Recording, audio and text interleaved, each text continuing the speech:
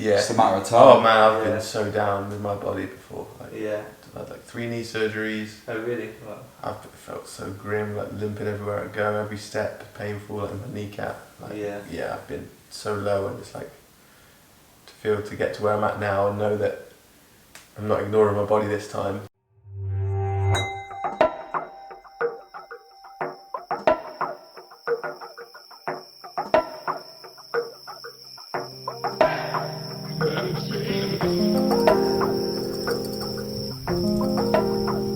Hello. How do humans? Hello and welcome to episode 6 of the Rediscover Human Podcast. For those of you watching on YouTube, you might have noticed we're one man down. Chris is not with us today. It's his birthday. He's doing some optimized. I don't know what he's doing. He was in Glastonbury yesterday doing something, and he's in his world doing his thing today, and he's given us his blessing to do an episode without him. So today you've got me and Josh. What's up, Josh? What's up? Yeah, so today's episode, this is our most passionate thing right now. What'd you say? Yeah, 100%. It's what we're into more than anything at the moment. More than anything at the moment. It's that what we wake up thinking about, what we talk about every conversation.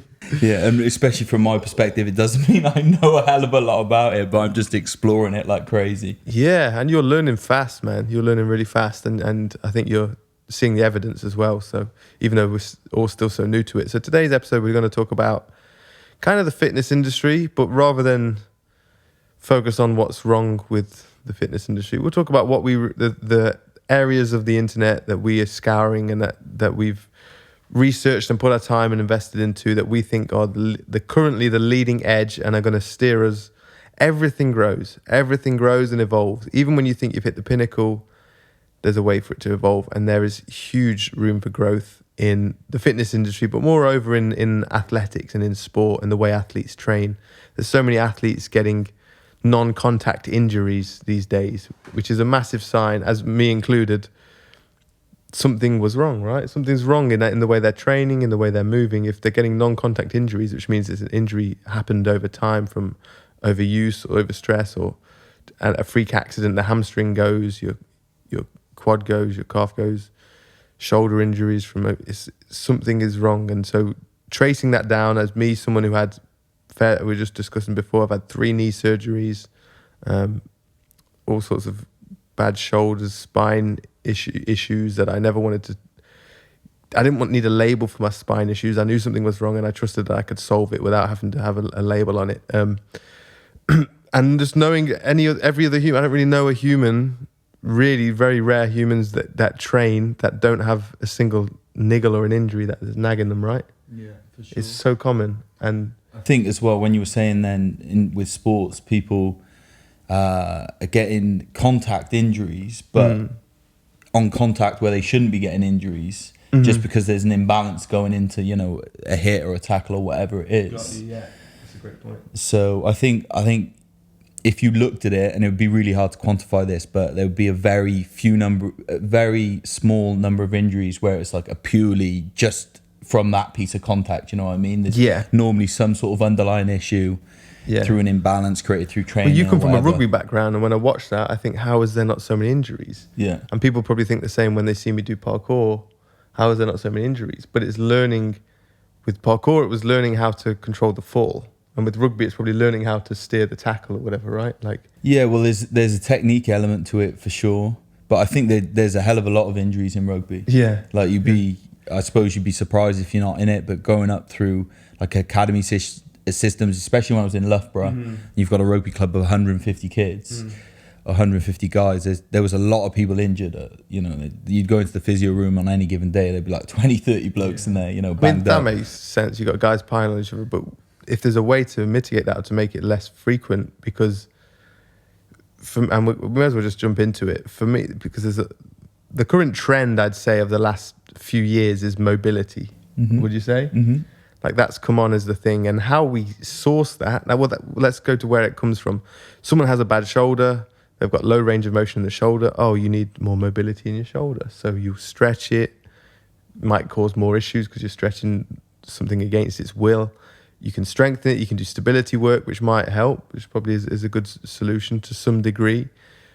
But what trumps all of, what is the next wave, in my opinion, and what trumps it all is biomechanics. If you understand the true function of the shoulder and how it's designed to work in relation to, well, as I will say, and I'll say it again, locomotion being the primary function of the body, of the movement of the body. By locomotion, you mean running? By locomotion, I mean running, gait cycle. And the gait cycle should be in every physio's analysis. And then beyond, if you reverse locomotion, that's the pattern for running. If you reverse the pattern for throwing. So when we run, we have an underarm swing, and then you reverse it and you lift the shoulder up and it becomes a throwing motion. And we'll get into Weck method in a bit. The three main principles they talk about in the beginning of it are swinging, sticks and ropes, throwing, and locomotion being the overarching principle. And when you look at the shoulder in its as this is its motion that it's designed to do, is run and to throw, and then you look at that, you have to look at the whole system. Okay, what's the hip doing when I'm throwing? And this is what we're learning when we're swinging the kettlebells. Mm-hmm. We're learning how to sequence the whole body in motion. And if there's traumas or issues, injuries, stopping a line in the chain, if you look at the body as though there's like these, it's a chain of joints and muscles, but there's no individual muscles. It's like a sausage sack with these all connected sausage tubes in this muscle. And the more you can work that, and we'll go into this now, is most people train like Lego men. So the Lego man's arms move forward and they move backwards. They don't have a ball in a socket. We've got a ball in a socket, and we've got muscles that wrap around the bones. They don't just go from one joint to the next joint in a straight line. Most of the muscles wrap around, or they work in conjunction with other muscles to help the body to rotate. And the more we can, and this is a principle I got from Weck method, and we see it in other places as well, the more you move with rotational intent, and you can look at something as simple as boxing. And when boxers, one of the first things you're taught is to rotate as you punch, because then you get maximum range out of the punch and you get maximum power, because you're going with the muscles of the body. And then you pull back, you reverse the rotation on the way back in. This is the way the body and the muscles are designed to work for optimum function. When we run, and you find that, and it's, first of all, you have to enter this, and this is how I've lived for the last 5 or 6 years, is I look at the world and things I'm interested in as though we don't already have the answers, or as though the answers might be on the fringe.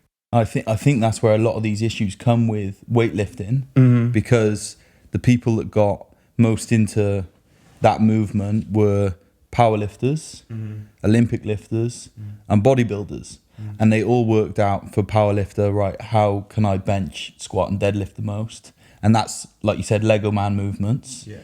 With bodybuilding, it's the same thing. How can I isolate a muscle so I can maximize the hypertrophy, maximize the growth? Yeah. And then everyone else has turned up at the gym and go, oh, these guys must know what they're doing because they're the biggest and the strongest guys. And they're trying to imitate that. But unless you're trying to be a bodybuilder or you're trying to be a powerlifter, it makes way more sense to get in the gym and do movements in a functional way. And this is one of the things we've been playing around with. So, for example, the shoulder press, you know, if you're doing a barbell shoulder press and you're just pushing it up over your head, you know, that's in a straight line. But okay, actually, it would be more natural for you to pick up a dumbbell or a kettlebell and rotate the bell as you're pushing it into the air. Yes. That would be way more functional. You're not going to get injured that way. Yeah. But people don't do it because other people don't do it. Yeah. And I think that's a really good point that you're making, is starting to look at the gym with fresh eyes and go, right, okay, how can we lift weights in alignment with how the body should be moving? Yeah. Yeah.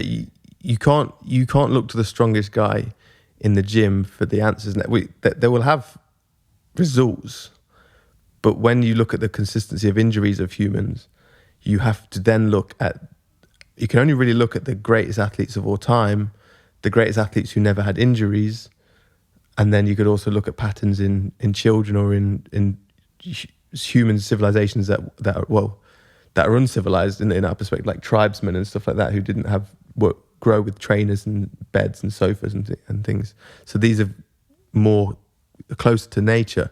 But you look at someone like Michael Jordan, and he's shooting shots and he's saying, don't look at my legs, because he internally rotates. And that's seen as slightly feminine. But that's to have internal rotation as an athlete is, you look at Usain Bolt when he sprints, his heels drive out with each step. How many people actually drive the heel out when they run?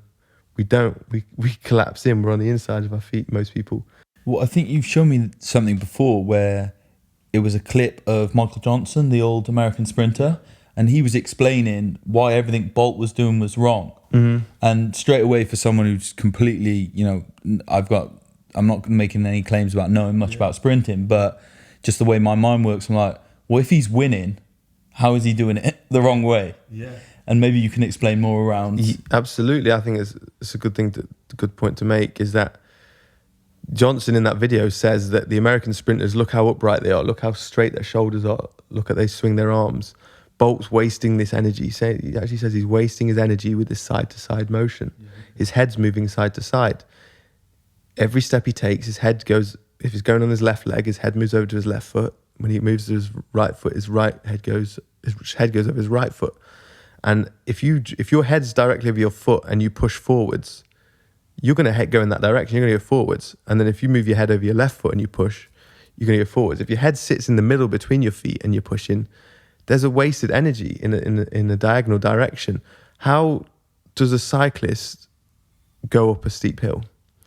Yeah, they're swaying. Pushing back the and bike forth. Is swaying like a snake. The energy's going in a straight line up the hill, and they're going head over foot. When you see a CrossFitter on the Aerodyne, you see their head going side to side. They're gaining momentum, right? They're gaining momentum. The head's over the foot. They're stacking the weight over that leg, and they're driving straight down. If the head stays in the middle, they're wasting energy side to side. So in order for Bolt's heads to go over each foot, he then has to roll his shoulders so that they hardly ever sit in a line.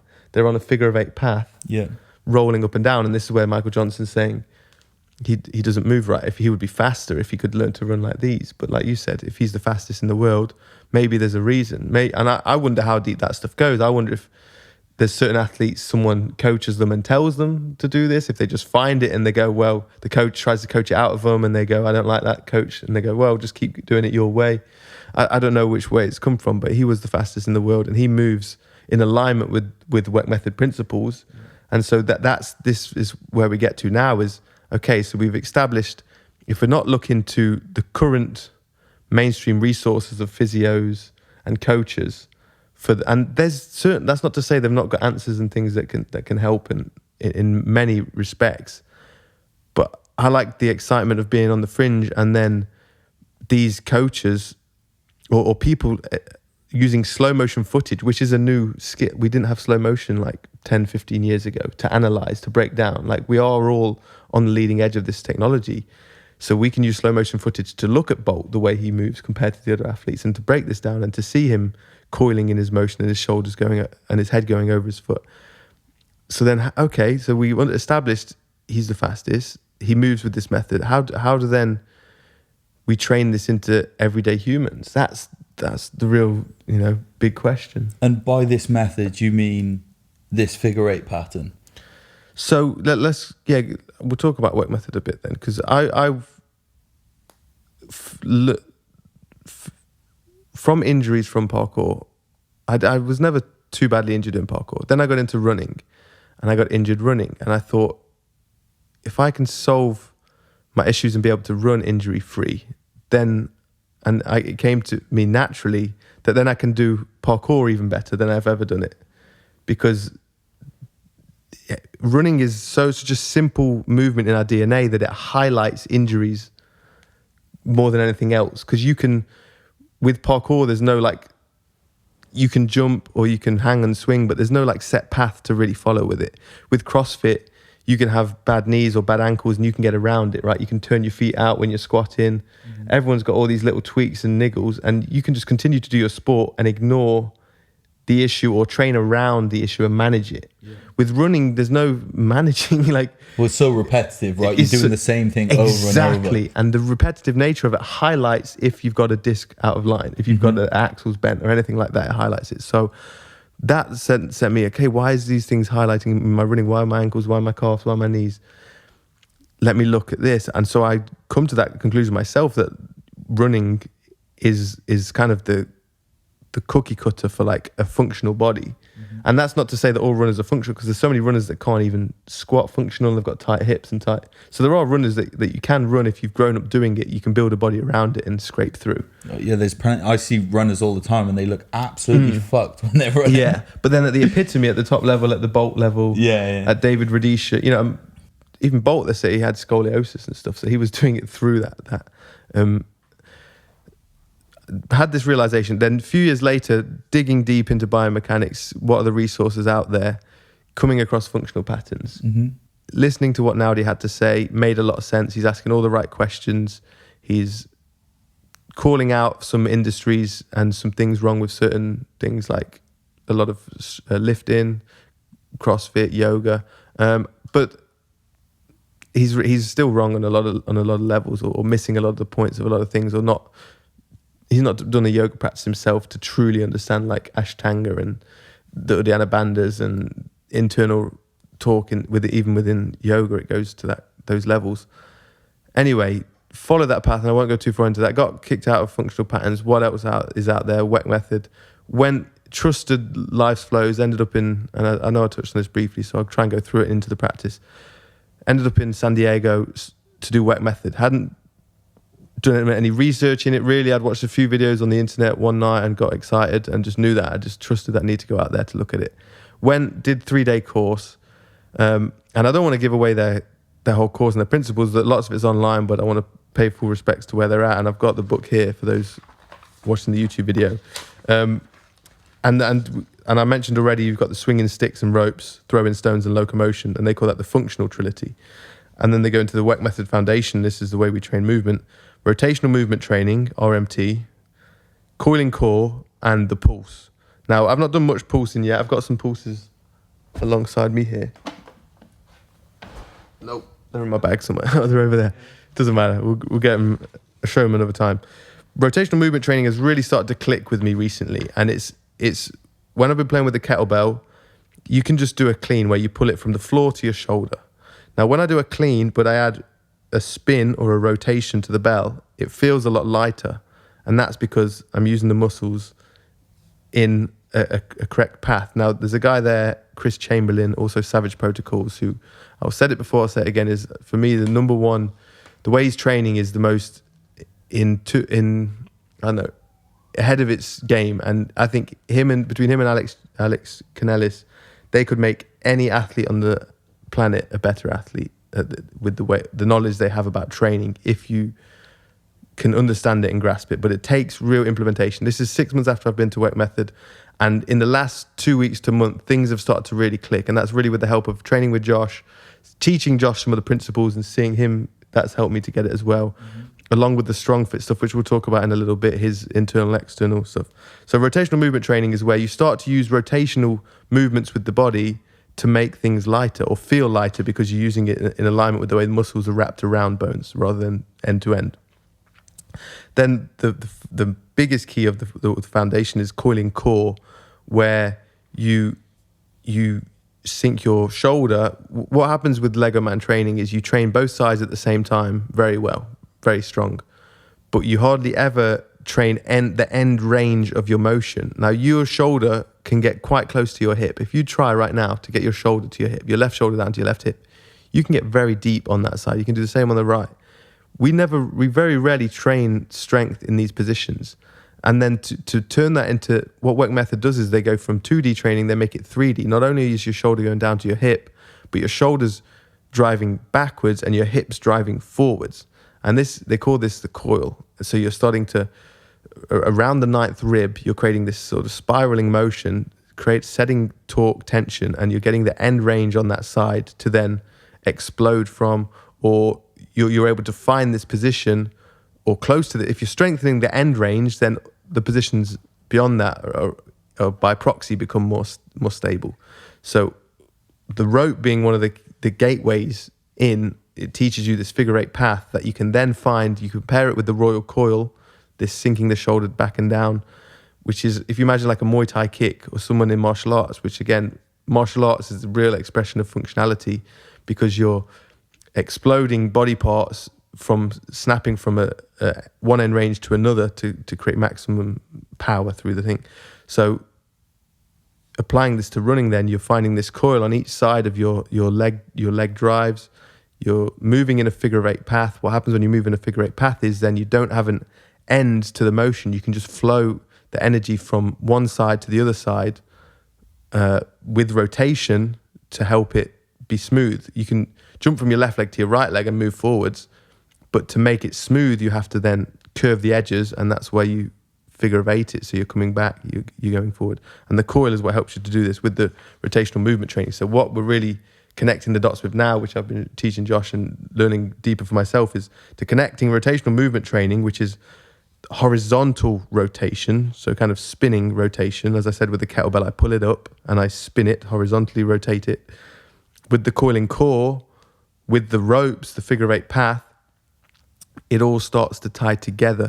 But until I'd practiced it, it's one thing to have the concept and I trust the process, but it's teaching the body that there's places in space like ley lines that you can find that are positions of athletic dominance that you can get to, that because we've trained 2D for so long, the body's built up the fascias become stiff and blocked to hold us into the 2D movements.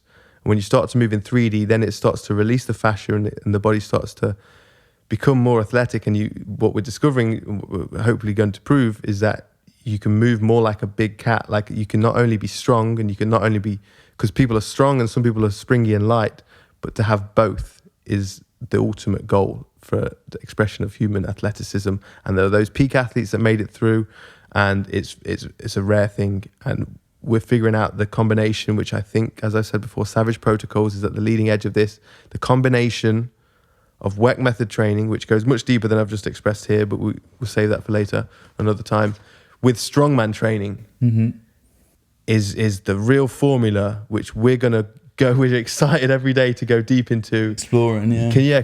I'll just caveat, I'll just set up the strongman, but I'd like you to go into your experience with that. Yeah. Can I just say, it clicked for me when and it's always a simple truth, these guys are lifting heavier weights than anyone else on the planet, like other than like a power lifter that's got the world record. But in terms of functional lifting, they're lifting something that humans can get their head that's been around with us. It's not a weird invented bar. It's like, these are the strongest men on the planet, the strongest men. Yeah. They know a thing or two about how to use the body, how to leverage. And some of them, again, might have fallen into good biomechanics. And I was watching strongman video yesterday, and the commentator was talking about Thor, and he said he's got really good biomechanics. And I've never really even heard that word on TV much. And he said it about the strongman, and I thought that is exactly why I'm here. So they're saying it in the commentary. I'm coming to this understanding of it as well. And then you're training that way. Yeah, definitely. And I think with that, with the whole strongman situation, it's like I was saying to you earlier, growing up playing rugby, you always had these kids, you played rugby with these kids and they just be freakishly strong, and they just call them, farm boys, like boys that grew up on the farm, and they were just like way stronger from, than all the other lads from like an early age, from like 14, 15. And they just had this like freakish strength. And then I just never thought about it, I just accepted it and never put any real thought into it. And then when we started playing around with these strong man movements, like sandbag carries, farmers walks, we haven't been able to play around with the yoke yet, but that sort of stuff. Ooh, we want to play around with the yoke, don't we? If anyone's got a yoke going spare, let us know. And then you start realizing, fuck, like I understand why these guys are so strong, because you're working all these other little bits and pieces, and you'll finish a strongman session, say where you've been squatting with the sandbag. And, I've done barbell training for years, and I don't really get DOMs in my legs anymore from barbell training unless I like completely switch up the rep range or whatever. Finish training with the sandbag for the first time, like there's loads of muscles that I didn't even realize I had are hurting here. And Which were muscles?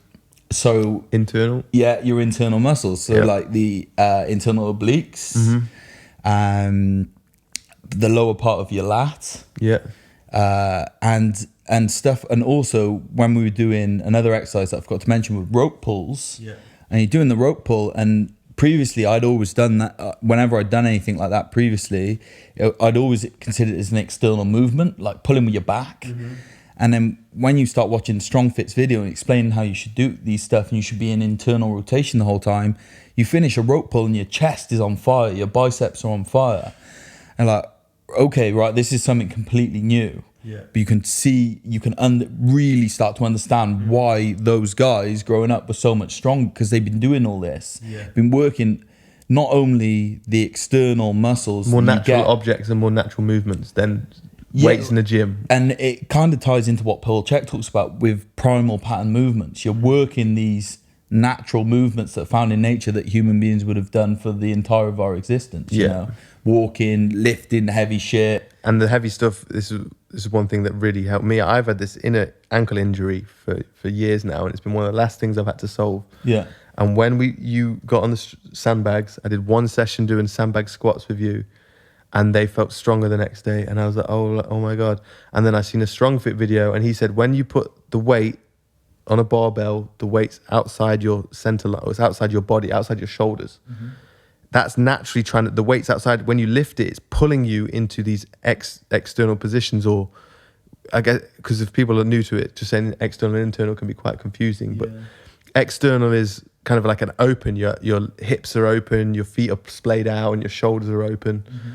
And so it's putting all the weight onto the external. Now, when I put the weight inside my shoulders, which is much more natural, and I'm wrapped around it with my hands, there's not a muscle that's not working, and I'm squatting. StrongFit said it, and I felt it when I started doing it. Your internal, the insides of your leg muscles, when you're squatting, have to fire, have to work to stay balanced. They don't have to work with the barbell. And so if you've already got imbalances, it just gets worse and worse. So after one session, I knew it had done a lot for me. And then having done a few more sessions since, when you do something right, you do know within a matter of days, I think, with almost everything, with diet, with training. And that was the instance, I was like, the next day, I knew. Yeah, as soon as we started doing it, it made perfect sense. Yeah. And I think to explain that internal, external concept a little bit more, you can use the squat. Yeah. So if you do a squat, a lot of lifters, you'll be told to screw your feet out into the floor. Yeah. And by screwing the feet out into the floor, you engage that external torque chain, as StrongFit says. Whereas with the sandbag, Glutes outside of the legs. yeah, so it's basically the outside. It's all the power muscles. It's like your lumbar spine, the outside of your legs, and then your upper back, effectively. Whereas if you do the sandbag, you're holding it in the center. You've engaged your chest, the inside head of the inside head of the bicep, the inside head of the hammy, and it's like the inside of the body as opposed to the outside of the body. And when you do a squat, like a normal barbell squat, you need to engage that inner core on the way down. And a lot of people never train that. The only way they train it is from doing the eccentric phase of the squat. But then they work all these pressing movements to assist their squat, but all they're working is to improve the up portion.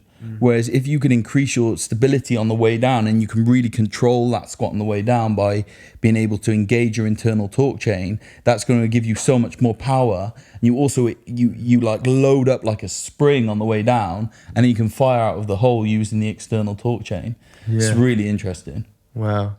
It really blew my mind. And he says there's not, to look at the body not as though there's individual muscles, to look at it as though there's two systems, literally, internal and external. And there's a really good I think if you search StrongFit internal torque, or you'll see it. He's on Google Images.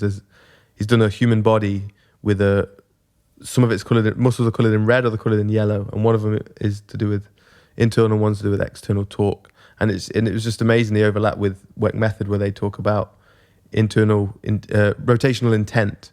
So, and that's what he says when he says torque. So you're not necessarily actually rotating, but you're firing the muscles as though it's kind of like a spiral or a coil going around when you push. And it's in yoga, in down dog, you're supposed to have and when you do press ups, I guess not properly, but when Marines do press ups, their elbows are by their sides, so your elbows are coming in. And when I see a basketballer throw a shot, their elbows lined up with the net, their elbows not splayed out. And this is where Strongman says, like, you're in your parasympathetic state, which is your more accurate and precise, and the dart throwers elbows in, they're in this internal phase, and the external is the explosive and the one powerful movement. And so combining that is so game changer. What the way I understand torque is you're applying pressure, but then you're applying rotational pressure.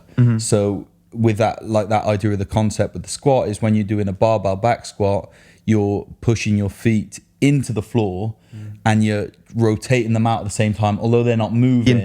That's what they say, rotational. They call it rotational intent. StrongFit calls it torque. Okay. Yeah. So rotational intent, exactly. It's the same as internal external. Exactly. Okay, that makes sense. So it doesn't necessarily mean there's movement, but it's the intention, isn't it? Yeah. Within the body, that then it helps the body to anchor, to utilize. And it was Chris Chamberlain that said it to me as simply as it can be said. And it took a few weeks before it kicked in, but you want to take the slack out of the system. If you move the body as though you're just straightening the arm, there's slack to be had there. When you put rotational intent, you're ringing. To wring water out of a towel, you have to rotate it. You can't just squeeze it. So you're wringing the muscle. So to utilize the muscle, you take all the slack out of it, like you're doing with the towel to wring it. You're taking the slack out by winding it around itself, like a rope around itself. So that's what happens when you have put rotational intent into anything. You're taking all the slack out of the system so that it can work end to end. And it's when there's slack in the system in movements that the fascia becomes tight to protect the joints. Because it's like, you're not using me right. Okay, so we better protect him so that it doesn't go flying off or rip my arm out. So then I'll make the fascia tight out. It's a protection mechanism. And just foam rolling it or rolling on a lacrosse ball when you're completely passive, it just doesn't work like for what we want. You can get temporary fixes, and it may help to get the odd deep knot out, but overall, it's not the solution. Learning how to use the body correctly, programming that pattern back, it's in our DNA, so it's using tools to program it back and trusting the process, the time. And for me, the rope is the ultimate starting point, right? Yeah. How do you think that's something to that? So I think with the rope, for me, it's really helped in terms of, so one of the concepts that StrongFit always talks about, and it keeps cropping up again and again, is the internal obliques and being able to fire those. And it seems like which is where, just next to your six pack. Yeah, it's like the outer side of your ab. Yeah, and your aim is to like push that outwards. Yeah, and when you're holding a sandbag, you feel that switch on. Yeah, you've got to engage. It talks your pelvis naturally because of the size of the sandbag.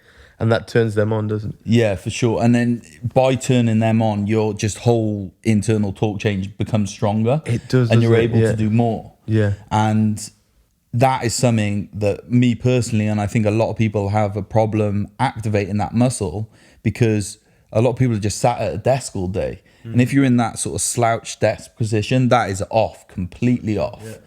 So that's your middle point. That's if you're trying to engage the system from head to toe. Yeah. And the middle switched off, there's slack right there, and you're going to have ankle issues and wrist issues and all sorts. Yeah, 100%. Yeah. And I think with the rope, from doing the underhand rope and just swinging that in the figure eight side to side, you can really feel your internal obliques turn on. Yeah. And then once you understand what that feels like and what good is from using the rope, then you go, okay, I'll look and I'll try and find this in other exercises. And next, then you go into a session where you're doing like sandbag carries and you can turn that on, your internal obliques on the same way as when you're training with the rope. And then all of a sudden you can carry the sandbag further. Sure. So there's definitely something to it, 100%. And like you said, it's just taking the slack out of the system and bringing it back a little bit further to what you were saying about how moving with rotational intent, and that's sort of how our muscles wrap around our bones. You see it with animals in the wild. If you see like a lion, hunting its prey, it'll be moving from internal to internal to external as it's like hunting. Yeah. And it's doing that, naturally, but because it's doing that, it's always ready to explode at any second. It can just pounce. Yes, And exactly. It's always on the figure of 8 path, which means it can always accelerate on the figure of 8 path. Yeah. So it's always in balance. And once you start training this into yourself, you feel like that. Yeah. Like I've never training my whole life, barbell training, playing rugby, everything. I've always had to warm up. Otherwise, I'm going to get a little niggle or whatever training. Now, from changing our training to doing this, I can just go for a run. I can just pick up the 32 kilo kettlebell and snatch it. Like, I just feel good all the time. Yeah. So, yeah, there's 100% something to it. I'm feeling way more functional. And, which is such a good point, it's so true. We never really warm up anymore, do we? No. It's just not natural. We'll do something, we don't go crazy, but we'll just start moving. And I never feel like I've got to ease out of something. I just listen to my body. On the flip side of that, I never feel as burnt out. I never feel like I've overworked. You're not isolating muscles, are we? No. We're not. No. Like, we're playing a little bit with like the calf we're doing activations, but we're not purely going just bicep today and then the next day your biceps hanging off, or you can't sit on the toilet seat because your glutes are dead. Mm-hmm. It's like we're able to train more frequently, less warm up, make progress, feel more functional, which is the ultimate goal, right? Like, feel like there's been no danger of injury with anything so far. Yeah. And that ultimately, that's, for the average person, like how many people are going to the gym and they want to be, they're training to be a professional bodybuilder or powerlifter. Most people are going to the gym to, get the dope, get the feel good, the serotonin release from working out, and just, to feel good about themselves and get a good workout in. Well, if you're going to do that, surely you want to do something which is functional, so it's going to help you in everyday life. Do something which you're not going to get injured doing. Do something which is enjoyable. And this ticks that box, or all those boxes, way more than any of the barbell lifting that I've done. Yeah, man, it's exciting times for us, and it's only early, but we want to help other people get to trying it. On the point you said about StrongFit and to tie in with the animals, he says internal and to external, he calls it an arc. Mm-hmm. So he says it's an arc from internal to external. And I think what is also an arc, but to make it more 3D, is and I would love to have a conversation with him about it, I think it's the figure of 8. So he's saying it's like you go from internal to external, like that. It's an arc. I get that. But the figure of 8 is what completes it. Some people that might click for some people. And like we said, when a tiger moves or an animal moves, its tail, or cheetah moves, its tail is constantly rebalancing, like a squirrel. They have a tail to, it's a blessing to them, because that keeps them constantly in balance. Wherever as long as they can control the tail, whichever side of the body their weight is on, they can use that to recalibrate. Now, we don't have a tail, but Weck calls our fingers our cheetah tails. Mm-hmm. Now, we mostly just use a thumb and forefinger. We don't really use the others. But they're there, and there's a purpose. So when he's moving, and you can see it in some of the top NFL players, their fingers have got intention in them. They've got this kind of almost like dart-like grip, which they teach in Weck method. And then they use the pulse, which I'm just starting to train more now, because that's one of the third principle that I've not gone deep into of Weck method, is using connective tissue recoil. So you shoot your hands down with gravity, your fingers are engaged, so they're not slack, because you're not going to get any rebound off that. You engage the fingers and then you pulse. And you can use the connective tissue recoil all the way down to your ankle to rebound, to move. Now, I can't say this is exactly I only like to speak on things from full experience, but I had a good session yesterday with the pulsers, doing some sprints after coaching a rugby player.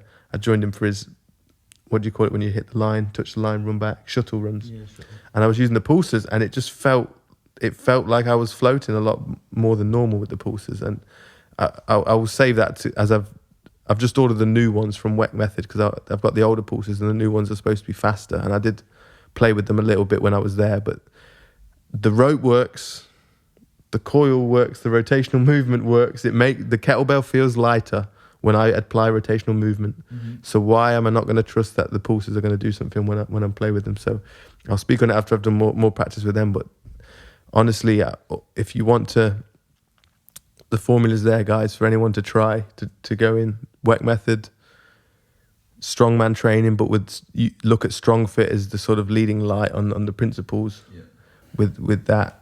I think that what StrongFit has really pointed out was that this idea of the internal torque chain, and a lot of people are going to the gym and then and training the external torque chain without knowing they're training it. Just going into doing classic barbell lifts. But by training the internal torque chain, you're giving your body this stability, and it's just going to improve everything. You're working on all those little muscles. He's the pyramid. Yeah, he's got the concept of the pyramid. And you were telling me the other day how you would only ever train skill. So you want to go into that? Yeah, so it's like the 3S pyramid. Yeah, so it's structure. Structure's on the bottom of the pyramid. So this is in order of hierarchy of like what you need first is structure. Yeah. Then stability, and then skill. And you were explaining to me that you were doing powerlifting. Was it deadlifting or what were you doing? Yeah, so I was going for powerlifting numbers, so bench press, deadlift, and squat. Yeah. And if you just look at how linear progression works when you're training, you start off with high rep stuff. So you build this like a foundation of muscle, and the idea is you hypertrophy your muscles, so you get your muscles as big as possible, so they've got the greatest strength potential. Okay. And then once they've got this strength potential, then you start decreasing the number of reps you're doing, but increasing the number of sets. So now you're making this bigger muscle strong. Simmons, we were talking about Louis Simmons. Yeah, we're talking about Louis. So that's Conjugate. No, that is linear periodization. Oh, linear periodization. Yeah. And then basically Louis Simmons came in, who's the owner of Westside Barbell in America and probably one of the most famous strength coaches of all time. He looked at that linear progression method and just said, it doesn't make any fucking sense. And then he created his own system, which was the Conjugate methods, which I don't know a huge amount about, but I can sort of give a summary of what it is. So you follow that same linear progression in terms of the closer to competition you get, in terms of the competition being the day you're going for your 1 rep maxes, you start decreasing the number of reps and increasing the number of sets to hone the skill of lifting heavy weight. Because there's a difference. If you're going to the gym every week and you're doing 5 sets of 5, there's a big difference between that and going in and doing sets of 2. Because when you're doing sets of 2, you're very close to what your 1 rep max would be. You're like 95% of what your 1 rep is, and that's a different weight. Especially when you're getting into heavy lifting and you're squatting over 200 kilos and stuff like that. It's fucking scary putting 200 kilos on your back, weighing 90 kilos because you think this could fucking crush me. So it's a completely different skill training that as opposed to doing 5 sets of 5 at 160 or whatever. So the Conjugate basically it follows that same progression in terms of the closer you get to competition, you start training the skill more by doing low reps but a high amount of sets. You might go in and do 10 sets of 2, whereas at the beginning you might have been going in and doing 4 sets of 15, something like that. You see what I'm saying? Yeah. So you start training the skill of being able to lift heavy weight. But with the normal linear progression system is, as you progress, you stop doing these high reps, and you become completely deconditioned by the time you hit competition, because you're not training your muscles to be big anymore. So what Louis did was he started training that skill, but he would also keep in that level of base conditioning, so he'd keep his guys big basically by bringing in assistant lifts and stuff like that. So assistance exercises and doing them high rep. He was doing speed training, so they do really fast reps, lightweight, massive weights, and then he'd just do like average weights and just sets and sets and sets, right? I think that was the kind of training them 3 together over periodization and exactly. To get really strong. Then he brought in chains, then he brought in resistance bands, and it's a very interesting documentary, West Side vs. the World. I'd say watch that. But back to StrongFit, he has this pyramid, which Louis was probably naturally applying when he was doing the assistance work and whatever, is you need structure first, then stability. How are that? Do you understand how those two are different? I'm not quite fully with him on that. Like, I listened to him explain it, but... So... one of them, either structure or the stability, is covered off by the strong, like doing all the strongman lifts. Like you can't lift a heavy sandbag and walk with it without all your structure being in place naturally. It starts to it makes you breathe a certain way. The yokes. What are the main ones then? It's like yoke overhead press. So he in one of their latest podcasts, the one on that, he talks about being able to do. He puts in a few sort of like tests to see if you've got the correct structure, and it's being able to sandbag carry your half of what your deadlift is for 50 meters. And he said that isn't an excuse for having a shit deadlift. Yeah, but on the flip side, it means that I can get my deadlift up a lot more. Yeah, well, so you carried 100 kilos for 30 something meters the other something day. like that. And that was your first attempt at like a big walk. 100 kilo sandbag carry, yeah. Yeah, exactly. But my deadlift, when I did CrossFit for like 6 months, and it was at like 150, I think. Yeah, okay. So yeah, you could lift a lot more than that. I should be able to get to 200, right? Like, Yeah. But we're so excited because I never really lifted much weights. I'd feel it out. I did the CrossFit. I'd get niggles and injuries. I'd occasionally feel it out. You gave me a program and I'd feel it out then. And I'd still feel my body was telling me not to lift these heavy weights. We've done so much structure work, kettlebell work. It'd be so interesting to go back when the time is right for us to. And we were talking about this earlier. So a friend of ours, Dominic Rapson, he is a calisthenics coach, and he lifted 200. He did a 250 kilo deadlift at 80. I think he was like low 82 kilos, something like that. So it's 8, 16, 24. So it's over 3 times body weight. So that's over a 500 pound deadlift. Yeah, which is crazy. And at the time I was thinking like, how has he done that?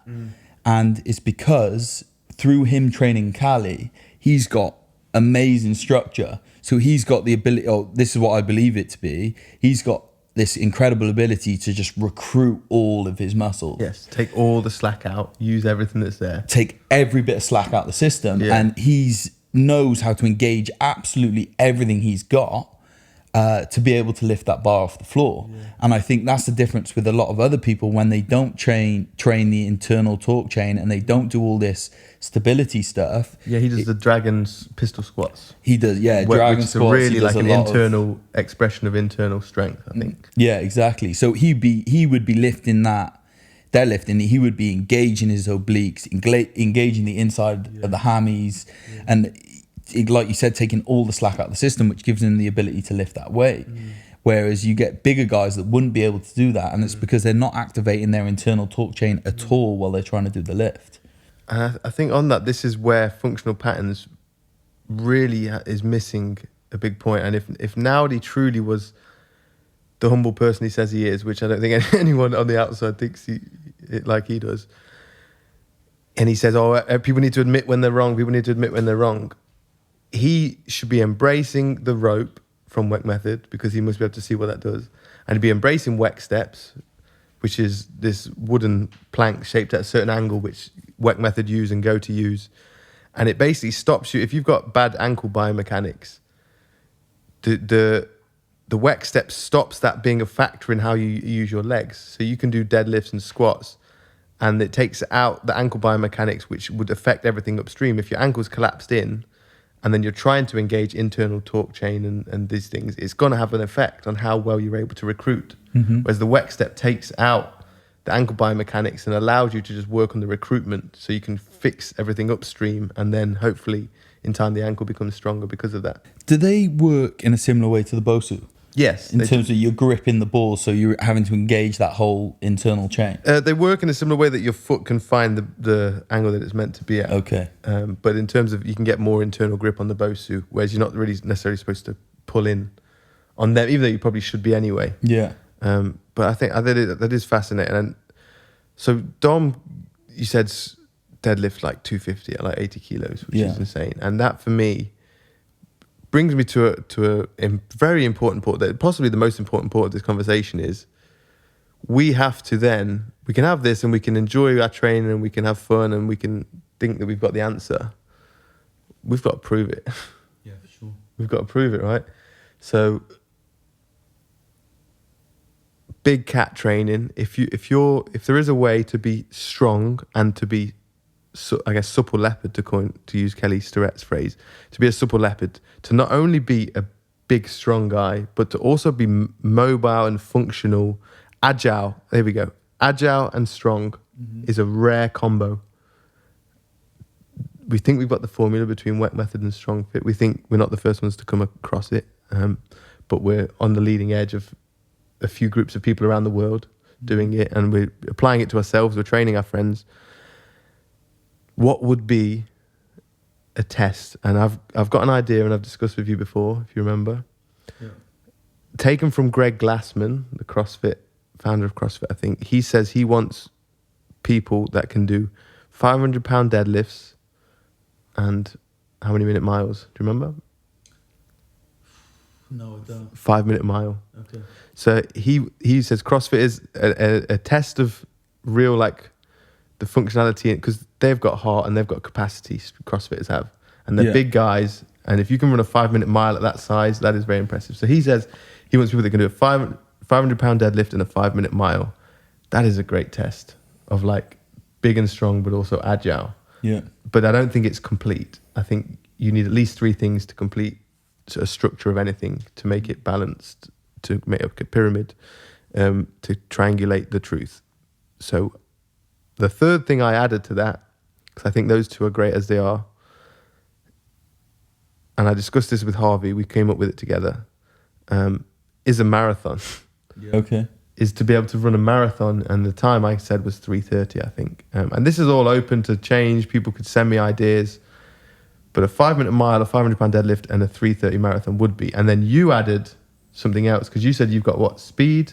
Well, I think the way you could look at it, right, is speed and power, strength, aerobic and anaerobic. So strength, stuff. the deadlift. So you could have strength. I think there could be 2 tests of strength. So you could have like the classic barbell lift, so bench press, a shoulder press, the 3 a ones. deadlift. Okay, yeah, you could set a number on that, right? Yeah, you could set a number across all of those, like in relation to your body weight, or just, it could be any one of those in terms of that's a representation of static strength. I think all 3 in relation to body weight would be good. Yeah. But I just don't know how much crossover there's from bench press to functional movement, whereas I think deadlift probably is. Yeah, and maybe more shoulder press would be a bit more functional if you were looking at it that way. Yeah. An overhead shoulder press. Okay. And then I think another representation of strength is a carry. So doing something where you're doing either a sandbag carry or a yoke carry or something like that, or again, you farmer's could pick or a farmer's which carry. Which is a cross of deadlift and walking, right? So you could do the farmer's carry should be your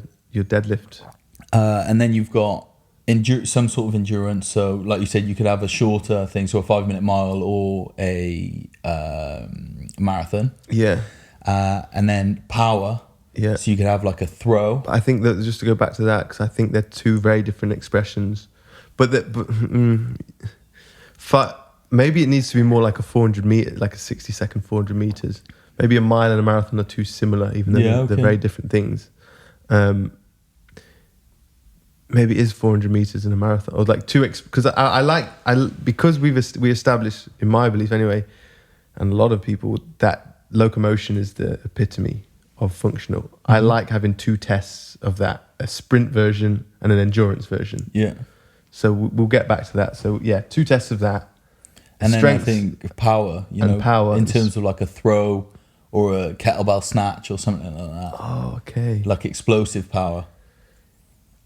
So you could do like kettlebell throw overhead or something like that. Yeah, literally. And with going back to the strength, maybe if you were doing barbell movements, it could be a 5 rep instead of a 1 rep as a display of strength. If you're looking at a power movement, that's going to be a 1 rep, as explosive as possible. Test of strength could like be a snatch, right? Or more like, I'd be thinking more like a shoulder press or a squat. Over a 5 rep as opposed to a 1 rep. And that would make it power, not strength. No, that would make it strength, not power. Oh, okay. Yeah. Power's 1 rep. Strength power's the 1 rep. Yeah. Is more repping out. Okay. Cool. Well, hopefully that's something for people might have ideas and they can send us suggestions. Yeah, for sure. Because I think we'd love to come up with a test of this big cat training. Man, I've enjoyed this one. Yeah, it's been good. We're very passionate on this, and I think we can. It's interesting because it's the first. We're experiencing this right now, so this has been so much more of a conversation in terms of we're exploring this during this podcast, as opposed to other podcasts where they're preconceived ideas and stuff. We're talking about. So it's cool to explore. It's great. Yeah, we're very much in the process, and it literally feels like we're 1 or 2 months into it. like truly, but it took months to get to this place where we're actually exploring it like we are. Yeah. But the summer's come in. I don't know whether what I text you the other day, I was like, we don't need a drag or a push. We've got Gonna pull the car. We got the car. Why not do that? We should 100% do that. Yeah, we just started doing car pushes and then started thinking about the internal with the push, letting the heels stick out, and then we could tie. I'm sure there must be a thing for me to tie a rope to. Yeah, well, we buy a harness and then we can just harness us out, drag the car. We've got plenty of rope as it is. Pull the car. I'm the rope guy at the moment, apparently.